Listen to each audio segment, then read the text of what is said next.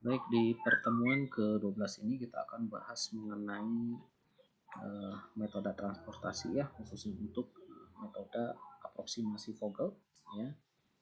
Jadi ada beberapa proses. Memang sebelumnya kita sudah membahas mengenai ini ya, metode Northwest Corner ya, ini Northwest Corner.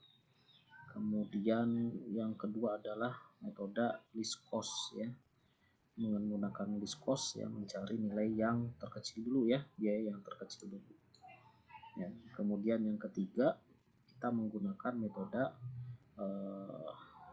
FAM ya, Vogel ya, Vogel approximate method ya.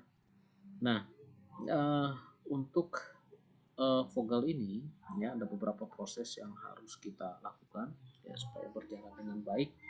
Untuk proses Vogelnya, yang pertama adalah langkah-langkahnya adalah kita harus menentukan opportunity cost untuk setiap baris dan kolom ya. Kemudian opportunity cost atau cost yang dikeluarkan itu untuk setiap baris ke I dihitung dengan mengurangkan nilai CIJ terkecil pada baris tersebut dengan nilai CIJ satu tingkat lebih besar pada baris yang sama. Jadi masing-masing baris itu kita tentukan nanti opportunity cost-nya ya, yang terkecil dan satu tingkat di atasnya ya. Kemudian opportunity cost kolom diperoleh dengan cara yang sama seperti yang baris tadi ya, kita tentukan dulu opportunity cost yang paling kecil biayanya ya, kemudian satu tingkat di atasnya. Kemudian biaya-biaya ini adalah penalti karena tidak memilih kotak dengan biaya minimum. Nanti ada penaltinya ya, karena di sini alasannya adalah tidak memilih kotak dengan biaya minimum. Kemudian yang kedua adalah pilih baris atau kolom dengan opportunity cost terbesar jika terdapat nilai kembar ya. Nah, jika terdapat nilai kembar, pilih secara sembarang. Kemudian alokasikan sebanyak mungkin ke kotak dengan nilai CIJ minimum pada baris atau kolom yang dipilih. Kemudian langkah yang ketiga adalah kita hilangkan semua baris dan kolom di mana penawaran dan permintaan telah dihabiskan. Artinya sudah habis ya, itu kita hilangkan semua baris dan kolom ya. Tidak dihitung lagi ya, apa penawaran dan permintaan itu setelah habis atau seimbang. Kemudian jika semua penawaran dan permintaan belum dipenuhi, kembali ke langkah yang pertama. Kita harus mencari opportunity cost yang baru.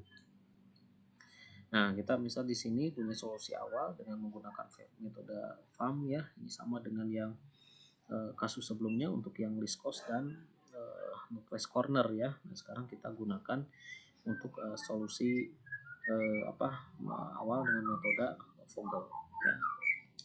Oke, saya beralih dulu ke Excel supaya lebih mudah ya dalam melakukan perhitungan. Oke, baik, ini sudah saya buatkan di Excelnya.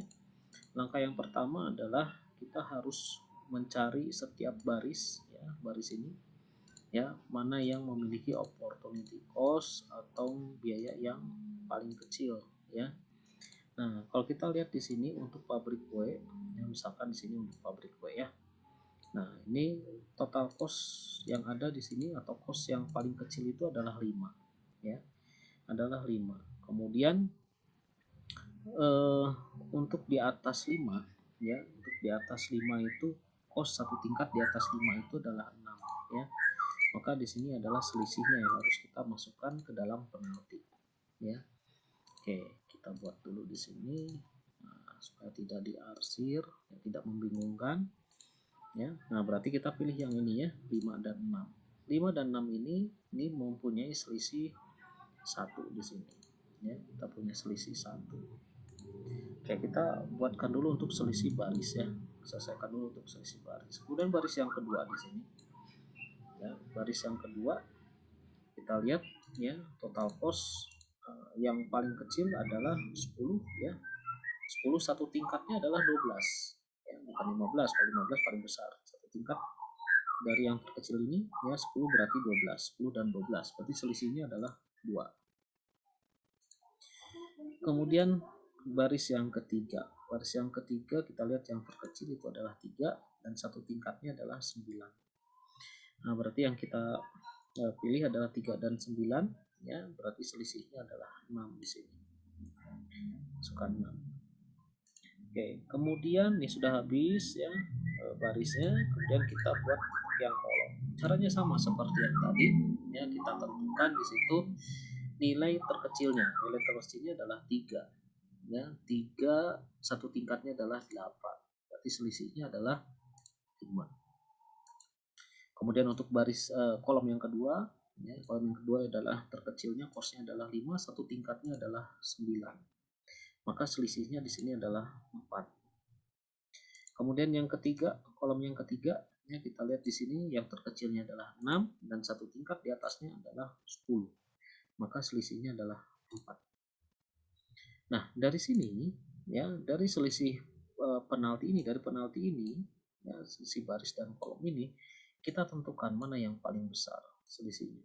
Yang paling besar adalah 6, ya 6 yang paling besar. Nah, kita tandai saja 6 di situ. Nah, berarti kita buatkan alokasi di sini, ya. Nah, kita buatkan alokasi.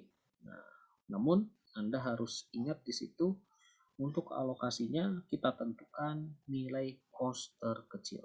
Dari baris ini mana kos yang terkecil. Nah, di sini ada 3, ada 9, dan ada 10. Kos yang terkecil adalah 3 di sini, ya. Nah, 3 di sini ada permintaan dan penawaran, ada kebutuhan dan ada kapasitas di sini, ya. Nah, ini harus seimbang. Ya, ini harus seimbang. Saya kasih warna di sini 150 itu adalah untuk selisih, nanti untuk memudahkan sisanya, ya. Nah, di sini ada 80, di sini 150. Maka untuk kapasitasnya kita maksimalkan saja, ya 80 di sini. Ya, 80 kita maksimalkan. Oke, 0 ya. Nah, di sini 0. Ya, udah habis ya, 80 kita maksimalkan, ya. Berarti di sini sisa 70, ya. Maka yang di sini sudah habis, ya kita tidak bisa hitung lagi ya di sini. Nah, kita black seperti itu. Kemudian langkah selanjutnya adalah kita lakukan lagi hal yang sama, ya, untuk selisih penalti dan baris, ya. Nah, kita lakukan lagi di sini. Yang terkecil adalah 5, satu tingkatnya adalah 6, masih 1. Untuk ini 15, 10, 12, ini yang paling terkecil adalah 10, satu tingkatnya adalah 12, tetap 2, ya. Tetap 2. Nah, berarti yang ini nggak perlu dihitung lagi, ya. Di sini tidak dihitung lagi karena di sini udah habis, dah 0, ya. Nah, kita tidak perlu hitung lagi, ya. Kemudian untuk yang kolomnya, ya, di sini juga ini udah tidak kita hitung lagi, ya. Yang kita hitung adalah 8 dan 15 karena di sini sudah terisi, ya, untuk apa namanya, untuk permintaannya dan kebutuhan sudah terisi. Berarti di sini selisihnya adalah 8 dan 15 adalah 7, ya, selisihnya 7. Kemudian di sini 5 dan 10. Di sini juga sudah tidak bisa digunakan lagi. Ya, slotnya udah habis. Berarti 5, kemudian ini adalah 6 dan 12, berarti 6 selisihnya. Kemudian kita cari lagi nih dari sini. Dan ini, ya, mana penalti yang paling besar? Yang besar ada di 7 di sini, ya. Ada di 7. Kita kasih tanda. Nah, maka ada pilihan di sini 7. Kalau nggak 8 ya 15, ya. Tapi kita tentukan nilai yang terkecil, ya, untuk kos yang terkecil. Kos yang terkecil adalah 8. Berarti di sini, ya. Nah, berarti kos yang terkecil adalah 8, ya, maka di sini 70, ya.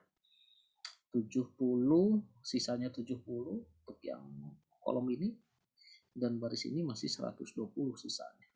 Nah, berarti kita maksimalkan saja di sini, ya, supaya tidak minus, ya. Nah, ini 70. Ini 0, di sini sisa 50, ya. Oke, berarti ini kita habiskan, ya, tidak bisa diisi lagi karena sudah 0, ya. Ini sudah 0 untuk kebutuhannya.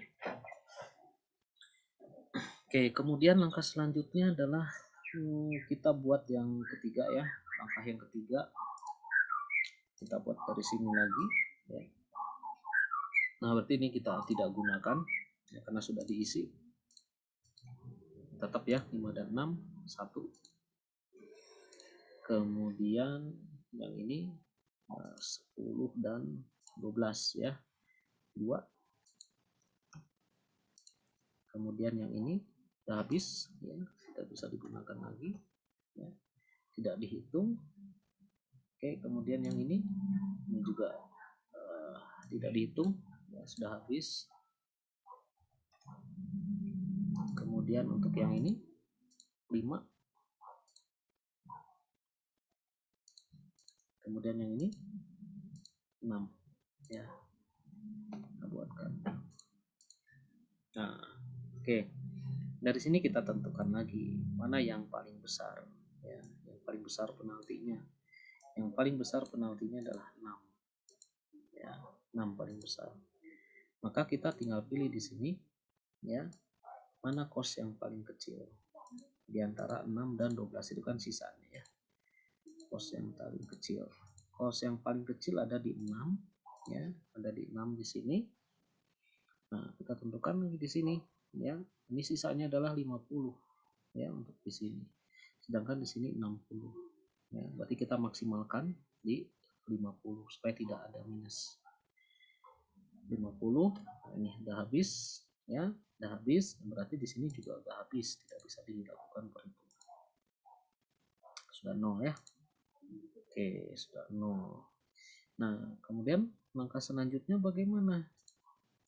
Nah, langkah selanjutnya adalah kita lakukan lagi hal yang sama ya. Nah, hal yang sama berarti kita lakukan lagi untuk yang ya, ini kan udah habis ya, ini nggak bisa dihitung ya, berarti udah habis ya, nggak bisa. Kemudian ini 10 dan 12 2 ya, 2. Kemudian ini udah habis ya, ini udah habis. Kemudian yang ini juga udah habis, nggak bisa ya, sudah terisi semua. Nah, yang ini 10 ya, nah, ini cuma satu ya, 10 kita ambil aja 10. Kemudian yang ini 12 ya, ambil 12. Mana yang paling besar? Artinya yang paling besar adalah 12. Nah, berarti kita tentukan di sini 12. Sisanya berapa? Sisanya adalah 10 ya, untuk yang ke bawah ya, di sini 10 ya, di sini 10 0 ya. Nah, ini sisanya 70 kemana? 70 ke sini ya. Nah, itulah dengan metode Vogel. Kemudian berapa sih nilai yang dibutuhkan ya, nilai yang dibutuhkan untuk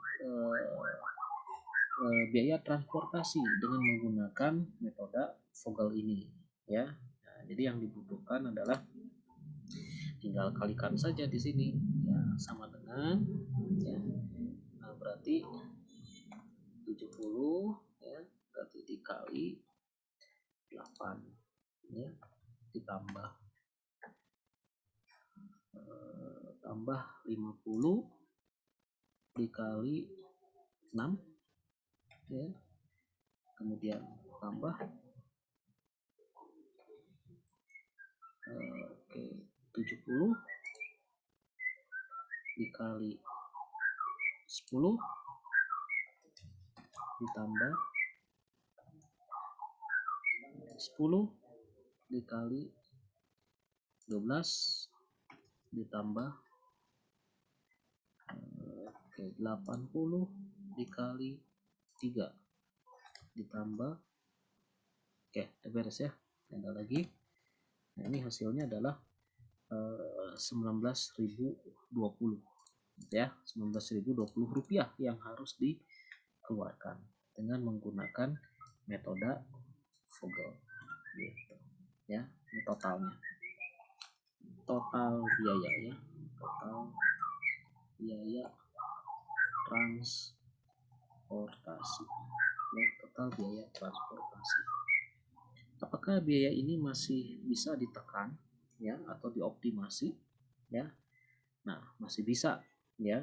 Nah, nanti saya akan share video yang lain ya, bagaimana untuk mengoptimasi ya, dengan nilai yang sudah kita dapatkan dengan menggunakan metode Northwest Corner ya, kemudian least cost atau menggunakan Vogel. Nah, itu ada caranya bagaimana melakukan optimasi, yaitu dengan menggunakan metode stepping stone ya. atau menggunakan metode MODI ya. Nah, itu ada lagi ya, teknik optimasi untuk menekan total biaya transportasi ya. Nah, tapi yang perlu diingat adalah untuk metode stepping stone dan MODI ini adalah kita harus dapatkan dulu ya, menggunakan metode NWC, least corner, atau menggunakan Vogel. Nah, dari sini baru bisa dilakukan untuk optimasinya. Nah, teknik optimasinya sama seperti simplex dulu ya, dengan menggunakan beberapa iterasi ya, supaya hasilnya itu adalah maksimum ya. Baik, sampai di sini untuk penjelasan Vogel ya. Untuk optimasi nanti saya akan share video yang lain ya, dari yang lain untuk referensi di perkuliahan kita ya, supaya nanti Anda bisa memahami bagaimana teknik optimasi ya di dalam metode transportasi. Baik, terima kasih. Semoga apa yang saya jelaskan pada hari ini bisa dipahami.